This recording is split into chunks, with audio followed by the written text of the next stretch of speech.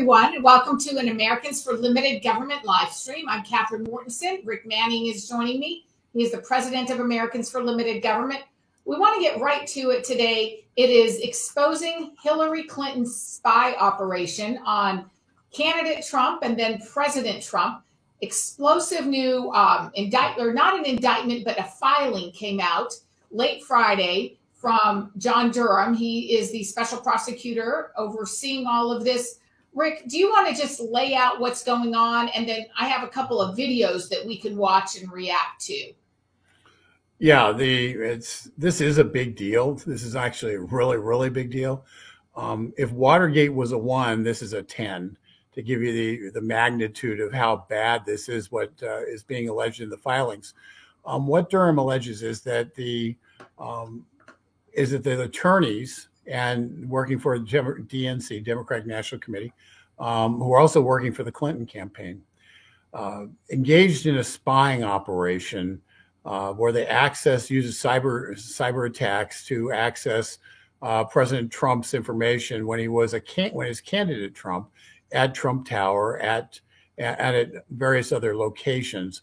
Now we kind of knew that, and that's not real news, but it's significant because if you remember with Watergate, what the Watergate break-in is the Howard Hunt and a couple other people were actually going in and going to get Larry O'Brien, who was the chairman of the Democratic National Committee, to go through files that he had to try to find what they were going to come up with as negative on then President Nixon.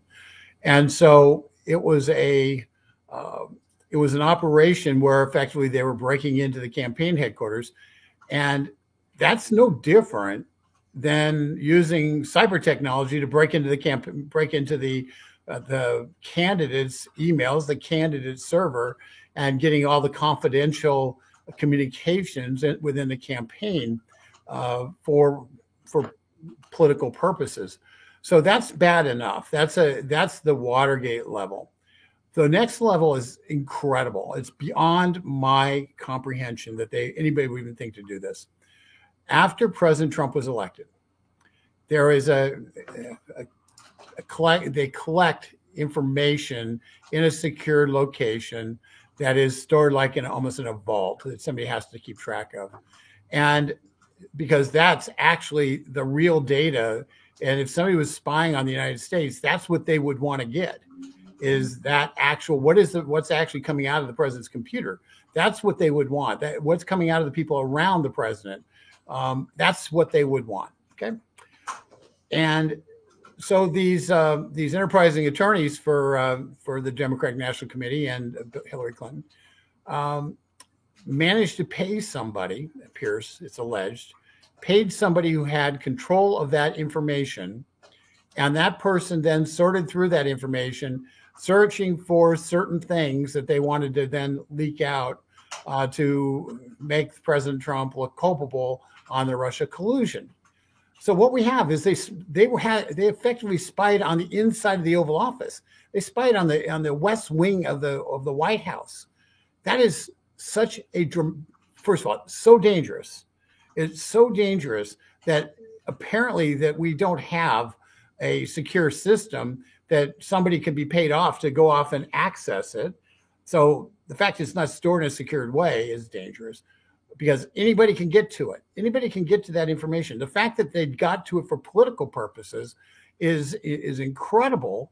And this is the kind of thing, if you were caught trying to smuggle information out of a filing cabinet in the West Wing, and you were to be able to disseminate for whatever reason, you would be convicted of a very, very heavy crime. And this actually comes close to treason in depending on who you give it to.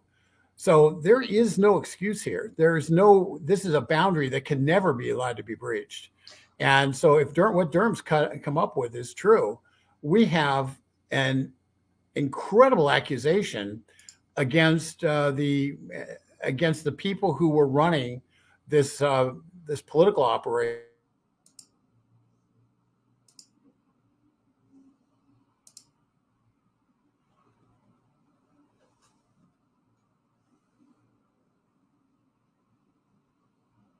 Hey, Rick. Rick, we have lost your audio. It looks like you might have lost your internet connection there for a minute. So I'm going to go ahead and play this clip. This is a clip from several years ago of Donald Trump speaking with Lesley Stahl of CBS News. And this is a clip that you can say has not aged well. Biggest scandal was when they spied on my campaign. They spied on my campaign. There's no real evidence of that. Of course there is. It's all over the place. Lesley, Sir, they spied on my campaign and they got caught. Can I say something? You know, this is 60 Minutes, and we can't put on things we can't verify. You won't put it on because it's bad for Biden. We can't put on things we can't verify. Lesley, they spied on my campaign. Well, we can't verify It's been totally verified. No. It's been, just go down and get the papers. They spied on my campaign, they got caught. No. And then they went much further than that, and they got caught. And you will see that, Lesley. And you know that, but you just don't want to put it on the air. As a matter of fact, I don't know that. Okay. Well, clearly, folks, that is an example of something that did not age well for Lesley Stahl or for CBS News. There was evidence out there. President Trump knew it. And the rest of the American public, we knew something was wrong. From Special Counsel John Durham claims that Hillary Clinton campaign staff. But there was clearly, why wasn't CBS News looking into this? Why wasn't the corporate media doing anything to find out if those allegations were in fact true? So that's the issue that really is very concerning, is that corporate media ignored what should have been a very hot story. If this had been anyone else, they would have been looking into that. But you heard Lesley Stahl right there basically saying, we can't verify any of this. Well, isn't that your job, Lesley Stahl, is to uncover this kind of thing? Isn't that what the media is supposed to do? The mainstream media, the corporate media, failed us at every point during the Trump presidency. And it looks like, Rick, you're back. I am. Good, great point. It is, the corporate media doesn't have a problem with running with unsubstantiated, unsourced stories where there's a confidential source with absolutely no second sourcing when it came to going after Trump. But suddenly they want to have double sources and everybody be public when it comes to breaking basic, one of the biggest stories probably in our nation's history. And, I'm going to just, I can't overemphasize how important it is that the it's alleged that somebody working for the Democratic Party and for Hillary Clinton, out of the law firm that's being investigated, it's Perkins Coie, but I'm not sure that Perkins Coie is actually directly involved. So I'm going to let's just call him out of a law firm that was closely associated with Clinton. The fact that those people knew that they're breaking all the rules. They knew that the minute they decided to pay somebody to get them information on what was happening on the inside of the White House, and the fact that somebody who had access to that information was willing to sell it, shows such a tremendous breach of the basic security that exists that it's almost impossible to fathom it. And this is something that Lesley Stahl at 60 Minutes can't figure out and said, well, we can't source any of this stuff. Well, Catherine, you've worked in the media. You were somebody who did broadcast media.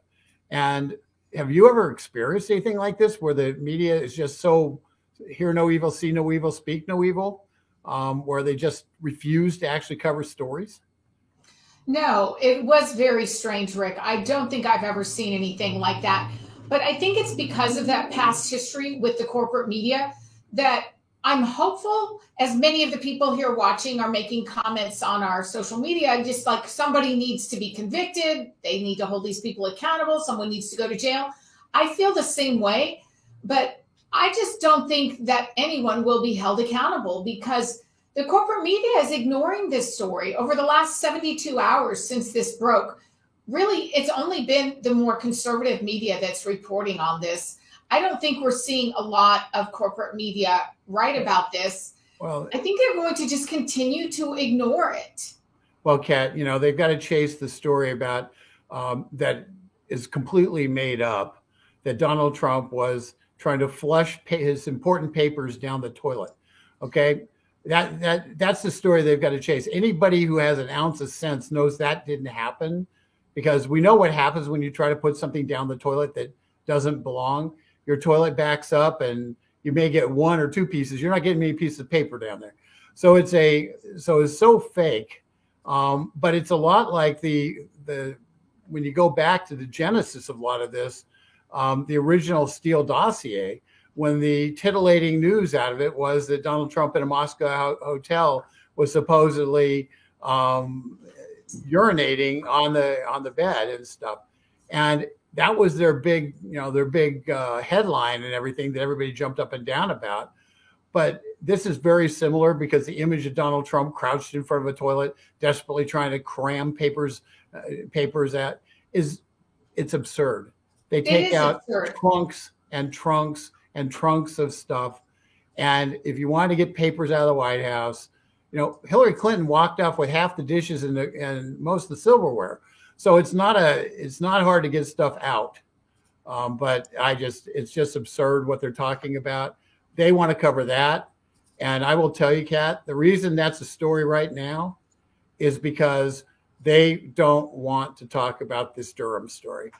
That's their cover. Yeah, you're exactly right. And I'm going to show a clip here of Representative Jim Jordan. He's on the House Oversight Committee. He's reacting to this explosive breaking story.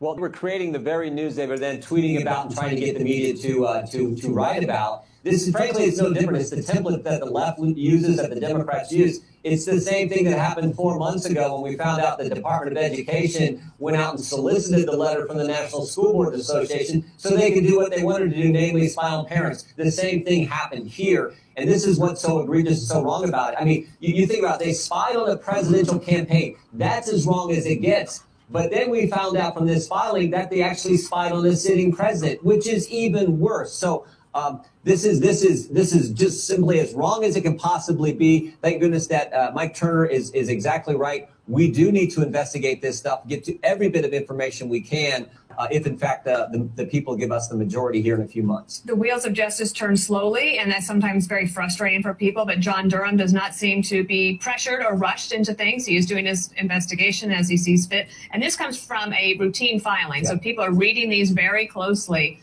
I wonder what you think about Jake Sullivan serving now as the National Security Advisor, but also possibly. So, Rick, I'll bail out there. What the anchor started to ask about was Jake Sullivan, back when President Obama was still in office, was tweeting and responding to these stories. So what was going on? What Representative Jim Jordan was saying is it was this circular thing where they would create the fake news and then they would have an Obama administration official react to it. And all of it was fake. It had all been created by Democratic operatives. And so now this Jake Sullivan, who was a part of this, 4 years ago, he is now in the Biden administration. He was National Security Advisor. Obama administration. Now he's back with the Biden team. And he was in the thick of all of this. So it's just gross. Well, it is, but think about it. This is the ultimate manipulation. You have a pliable media that will write anything you ask them to write, as long as you give them somebody who will say it, that they can say, oh, I hear this from high levels of the administration. So so you create something, you create a backstory, you make it into, you leak it out to the media. Somebody whispers it around saying, oh, I hear this is happening. The media gets all excited. They have somebody who's designated to come out and quote on it. And then they say, we're hearing from White House sources that. And it's all garbage. And from a Fourth Amendment, from a Fourth Estate point of view, our media has effectively committed suicide in their hatred of Donald Trump, because we now know the game. I mean, their game is very simple. They don't change it. Jim Jordan was exactly right. In fact, when you look at what they did way back when, I go back to the Steele dossier, that was exactly the same way they did it. They leaked part of it to Washington Post reporter. Washington Post reporter writes it, and it's essentially just a circular kind of thing where there was never any news. It was they legitimized a half-baked political hit job. And Rick, Sleepy Joe asks us, what does the media have to do with holding them accountable? Well, it has a lot to do with it. If we learned anything from the Trump years when the media was investigating the Russian collusion story, the media was the one who created that entire thing. They played with these Clinton operatives. There would not have been any investigation. We wasted millions of taxpayer dollars chasing after a fake news story. So the media has a lot to do with what we investigate or don't investigate.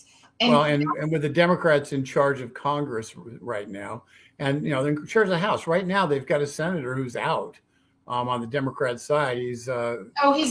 That Ben Lujan from New Mexico. There was a breaking news alert about an hour ago. He's now he is back in DC. Yeah, that's too bad.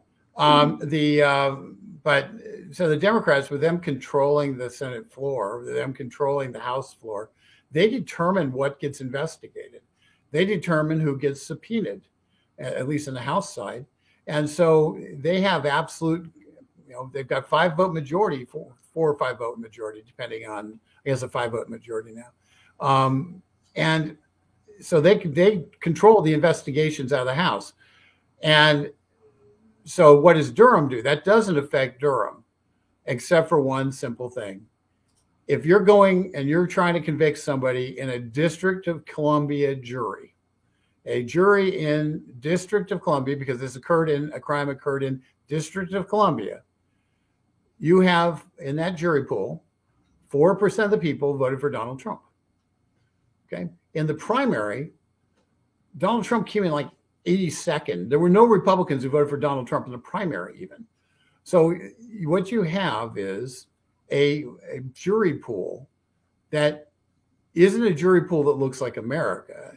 It's a jury pool that is heavily skewed to Democratic, and you have to have some legitimization of what's being told. Otherwise, that jury pool will say, "I never heard about this," and they'll fall for any excuse.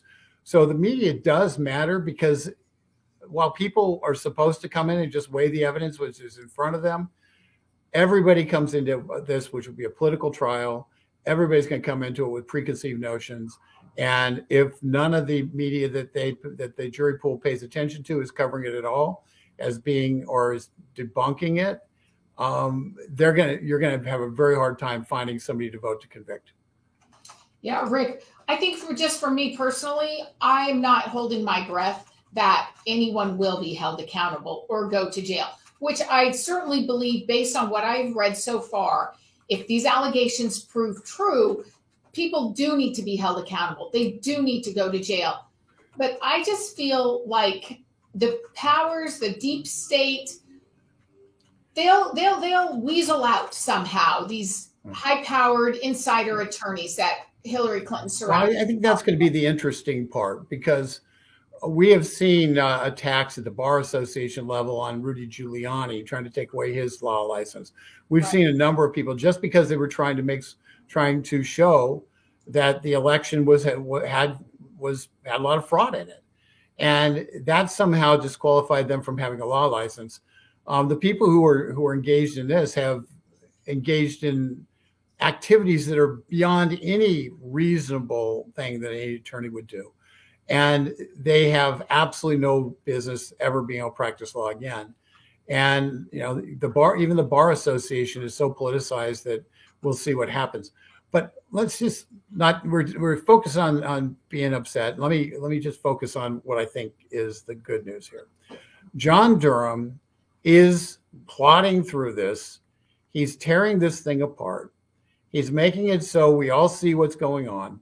And when he puts it together and wraps a bow around it, there will be a permanent record. This will be a permanent record of the abuse that occurred during the Trump administration, the abuse that occurred with the media, with the DNC, Democratic National Committee, with DOJ, with the entire crew.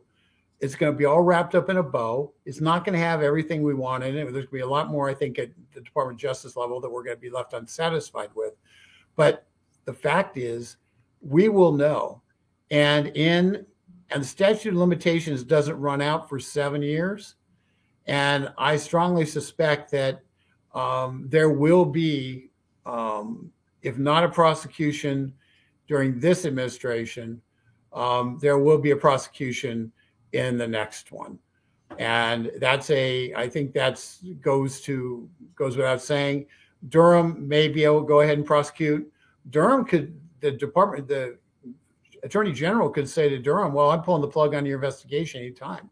Truthfully, there's lots of stuff that could happen. And the reason the media matters is because you will not generate any uproar if it's just conservative media.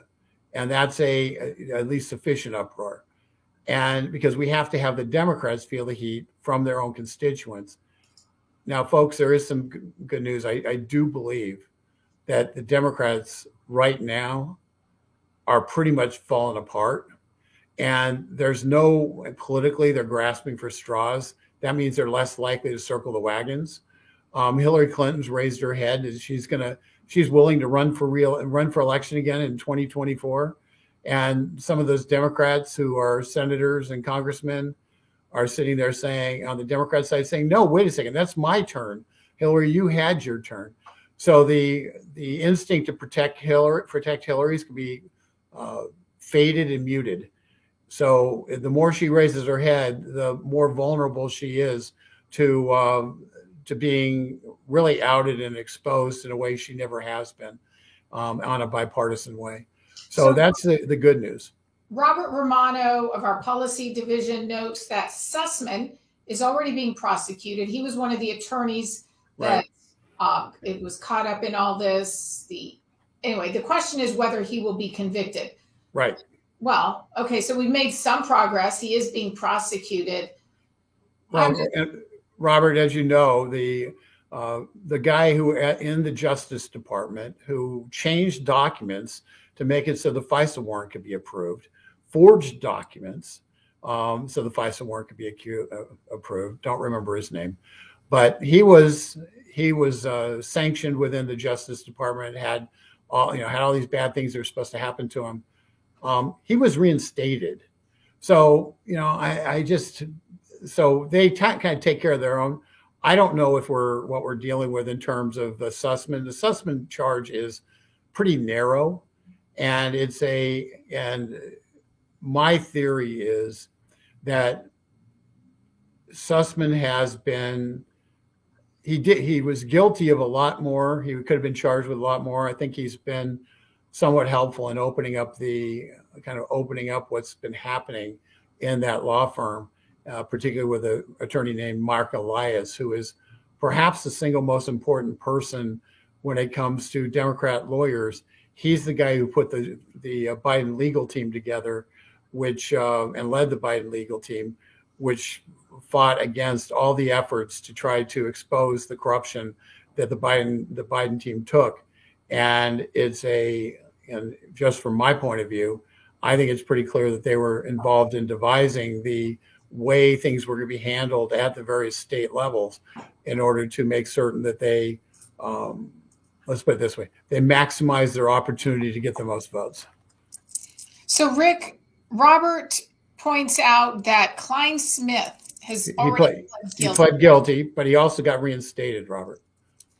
So those are, he is actually not, he got his benefits restored. He got all that stuff restored so I think the breaking story, the filings from Friday night, all point in a good direction for those of us who are hoping for accountability and looking for accountability.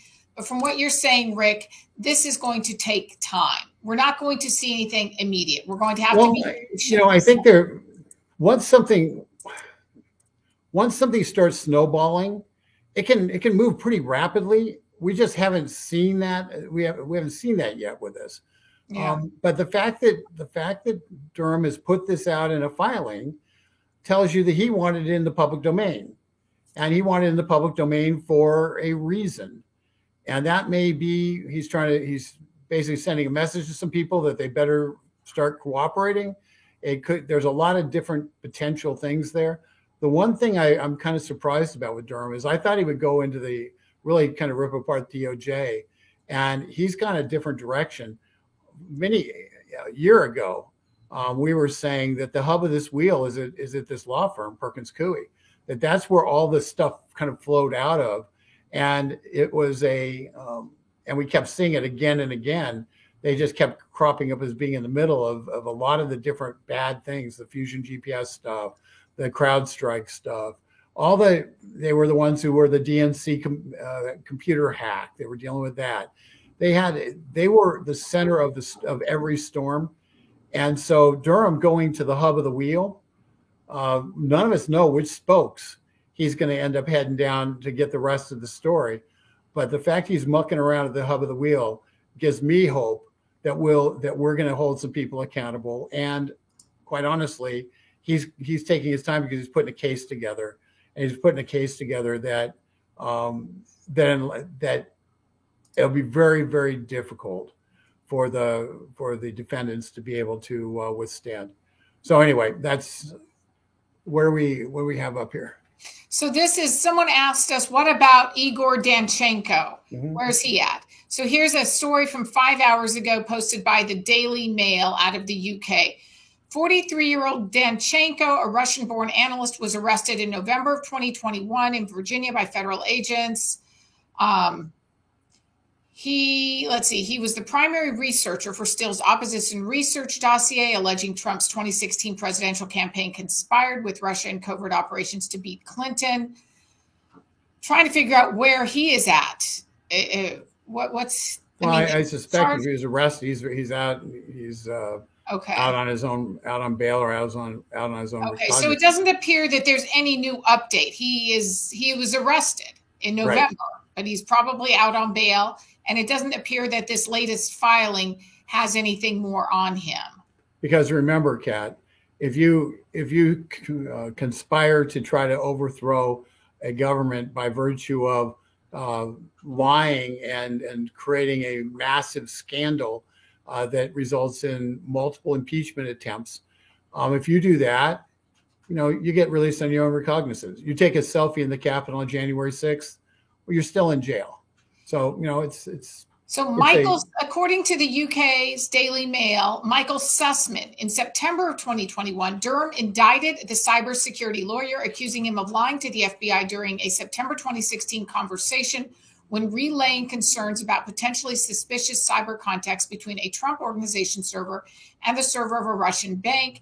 When bringing the concerns to then FBI General Counsel James Baker, the indictment alleged that Sussman lied and said he was not representing a client when he was actually hired by the Hillary Clinton 2016 campaign. Sussman has pleaded not guilty, and his lawyers have claimed the case is driven by politics. And then Kevin Clinesmith. The first criminal charges in Durham's probes were against Clinesmith, an FBI attorney assigned to the Robert Mueller probe. Clinesmith, 38, pleaded guilty to altering an email during the process of acquiring a wiretap warrant against a renewal on former FBI lawyer Lisa Page. He was sentenced to probation. So those are some of the key players and what we know right now. Yeah, I think the key is that the net result in terms of the prosecutions for people who, if you lie to the FBI, that they prosecute you and they send you to jail. That's what they tried to do with Michael Flynn. And we know how that went, how hard they fought on that. But if you change documents inside the FBI, well, you get probation and a slap on the wrist. So it's a pretty frustrating for a lot of us. But let's just be kind of take a step back. Hillary Clinton's legacy, as this Durham report comes through, Hillary Clinton's legacy is forever destroyed. It's forever destroyed. This will be written about for generations as one of the most egregious, cynical attempts to manipulate the media and the body politics in the history of this country. It is and a lot of times legacy is what matters. And while the orange jumpsuit is is something you sit there and you say, gee, I wouldn't mind seeing that.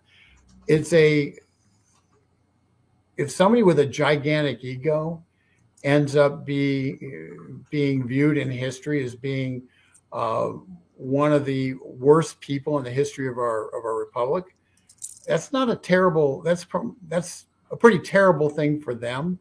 And legacy matters. And yeah, I would prefer jail too. I will listen, folks. I will tell you, when Donald Trump was running, I was not in favor of Hillary going to jail. I was not in favor of Hillary going to jail because it would have. I feared that what would happen is we'd have a series of tit for tat repercussions where every president, when they were replaced, was going to be threatened with jail.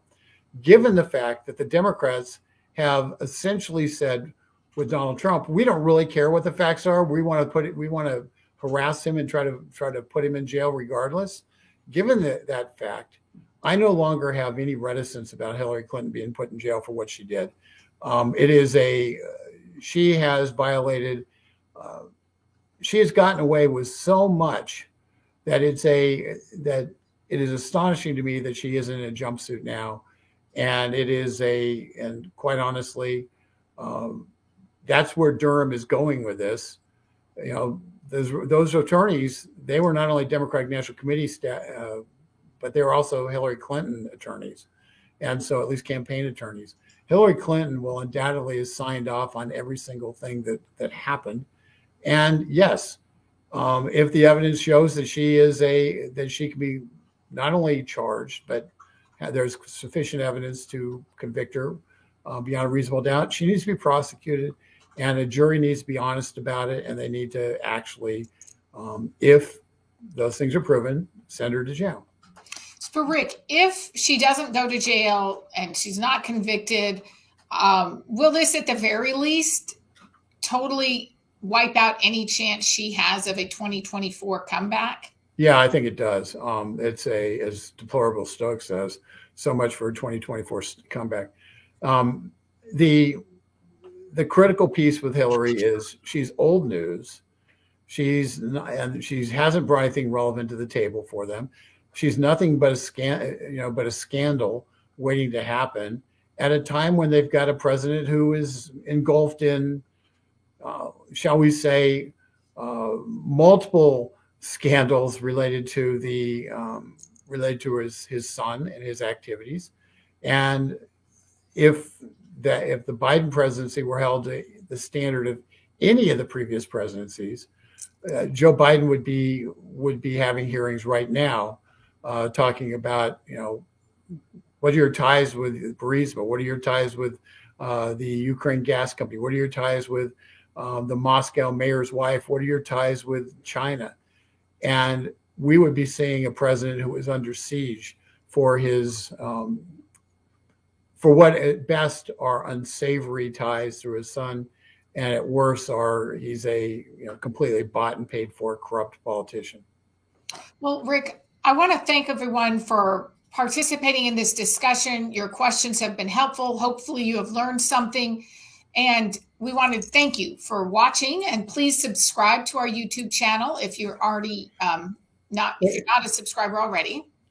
Let me give people one quick update on the defundthemandates.com campaign. Oh, right. And I can show that screen. Yeah, there's what's happened so far today. The District of Columbia, which is overseen by the Congress, has dropped their mandates, has dropped their mask mandates and the like. That was not expected. People on the Hill are crediting the massive outpouring, almost 23 million emails into Congress already. And so that's one thing that's happened. That's the first shoe to drop. Second shoe is there. Mike Lee dropped a letter to this afternoon, 4:00 p.m. Eastern time, naming 6 members, 6 senators, who are going to trying to get a vote on defunding the vax mandate in the Senate for the continuing resolution, which will be going on in sometime this week, Wednesday, Thursday, somewhere in there. We may have a separate vote on the HHS, the Medicare, Medicaid mandate. We may get a separate vote on that. All of that is happening because they received 23 million emails in this campaign, a campaign that Americans for Limited Government launched, and you guys responded. So, all this frustration, nobody's getting prosecuted, nothing ever happens. Folks, you buried them and things are happening. And we have to double down now. Take that defund mandates, is defund the mandates with an S, .com. Take that and send it to every single person you know. We need to get that number rolling again, because right now those members are scrambling. Those senators are scrambling. We've got Republicans who didn't sign the initial letter that was released by Chip Roy are now on the Senate or on the Lee amendment, are pushing. So we are now at a point where Congress is moving. We're moving in our direction. They're fighting, and they now need us to join the effort, to just continue the effort, not join it, continue the effort to keep the pressure on, because it is I've heard from a lot of people on the Hill, some of them mad at me because they go, "You buried my inbox." Well, you guys buried their inbox, and by burying their inbox, what happened was they got the message that they needed to do something. So let's keep going with it, and we'll keep you updated. We'll do another update tomorrow on what's happening with that. Okay, let's see if we have. Thank you, Deplorable, for the nice words. We really appreciate that. And thanks to all of you for sticking with us. And again, subscribe to our YouTube channel. We'd love to have you. That way you get regular notifications of when we go live. Additionally, you can subscribe to our newsletter, Americans for Limited Government. You can go to getliberty.org or Daily Torch. That's our news site. We would love to have you as one of our subscribers, sharing our information and our take action items. So thanks, everyone. And Rick, I'll give you the last word. Yeah, just thank you for all you guys do. And this Defund the Mandates campaign should encourage you. They are listening. They're responding. This is the first, we've broken through a barrier here. And it's just a matter of putting enough of a shoulder to the wheel that they have to pay attention. You guys have done this. Your efforts have made this happen. And I just can't tell you how appreciative I am that you guys have really pushed this and made it such a success. And now we have to just do it again. All right. Thank you, everyone. And you all have a great afternoon. Thank you.